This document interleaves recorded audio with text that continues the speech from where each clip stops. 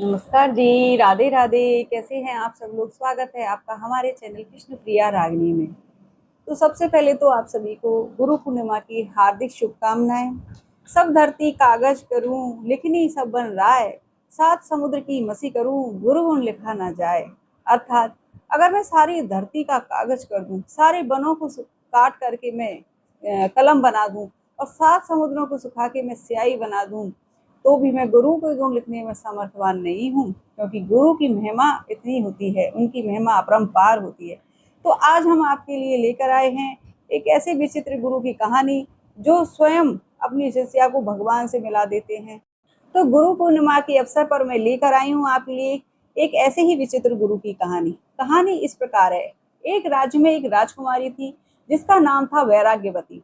वैराग्यवती बहुत ही भक्ति वाली और पूजा पाठ वाली लड़की थी। वो उसके अपने भगवान की पूजा पाठ करने के नियम थे। वो सुबह से लेकर के रात तक उसके सारे नियम थे। अब एक चोर था, वो उसके नियम को रोज देखता रहता था, उसके पूजा पाठ का क्रम देखता रहता था।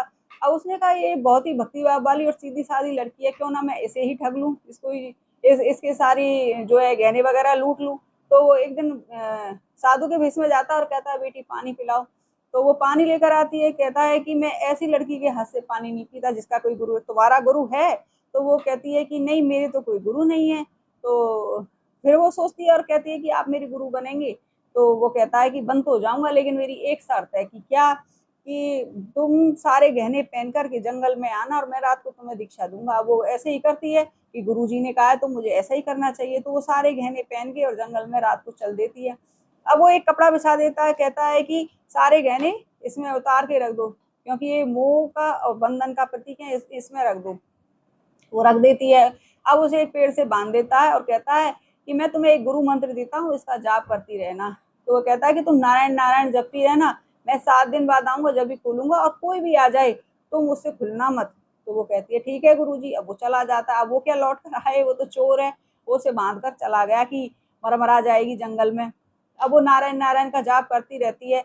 अब पूरा दिन निकल गया। उसके पिताजी उसे पूरे घर में महल में ढूंढ लेते हैं, उसको कहीं नहीं मिलती। ना घंटी की आवाज, ना भजन की आवाज, ना भगवान के मंदिर में है वैराग्यवती, सखियों के साथ नहीं है, कहीं भी नहीं है। तो ढूंढते ढूंढते वो उसे जंगल में जाते हैं और देखते हैं कि वैराग्यवती तो एक पेड़ से बंधी हुई है। तो जाके अरे बेटी तेरी ये हालत किसने की है? उसे खोलने की कोशिश करते हैं। वो कहती है पिताजी मुझे मत खोलिएगा, मेरे गुरु आएंगे तभी खोलेंगे। कि अरे पुत्री तू यहाँ कब तक बंधी रहेगी, और रात हो रही है, जंगली जानवर है। कि नहीं पिताजी, मेरे गुरु जाएंगे वही खोलेंगे, वही कहकर गए हैं मेरे से, वो आएंगे 7 दिन बाद, वो मुझे खोलेंगे।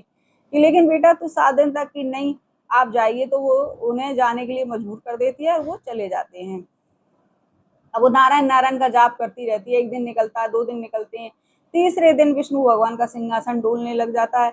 वो कहते हैं कि भैया कौन है जो इतनी घोर तपस्या कर रहा है मेरी? और नारद जी आप जाके देखिए धरती पे ऐसा कौन है जो मेरी इतनी तपस्या कर रहा है।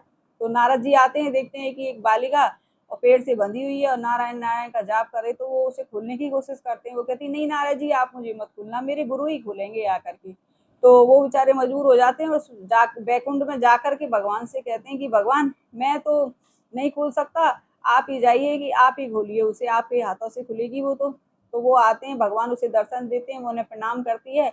जैसे ही वो उसे खोलने को होते हैं, वो कहते नहीं भगवान आप मुझे मत खोलना, मेरे गुरु ही मुझे खोलेंगे। तो वो भगवान कहते हैं लेकिन बेटा मैं अपने भक्तों को कभी बंधन में नहीं रखता, तुम्हें मैं कैसे बंधन में इतने कष्ट में देख सकता हूँ? कि नहीं नहीं, मेरे गुरु आएंगे वो ही खोलेंगे। तो नारद जी से कहते हैं कि जाके उसे ढूंढ के लाओ। तो नारद जी ढूंढ के लेके आते हैं और वो उसे वैराग्यवती को खोलता है। अब वैराग्यवती देखती है कि मेरे गुरु भी खड़े हैं, मेरे भगवान भी खड़े हैं, मैं किसके पैर छूऊं? तो क्योंकि वो तो गुरु नहीं था, वो तो चोर था, वो गया भगवान के पैर छुओ पहले। तो फिर वो कहती है कि गुरु गोविंद दो खड़े, काके लागू पाए, बलिहारी गुरु आपने गोविंद दियो बताए। कि मेरे सामने तो भगवान भी खड़े हैं, गुरु भी खड़े हैं, लेकिन गुरु आप बहुत मानो कि आपने भगवान को पहले महत्व दिया। तो ऐसा ही होता है। अब हमारे जीवन में भी यही होता है, गुरु का महत्व बहुत होता है, क्योंकि हमें भगवान से अगर कोई मिलाने वाला है तो वो गुरु हैं। हमें गलत से सही के मार्ग पर ले जाने वाला है तो गुरु हैं। अंधकार से प्रकाश की ओर ले जाने वाले हैं तो गुरु हैं। हमें अज्ञान से ज्ञान की ओर ले जाने वाले हैं तो गुरु हैं।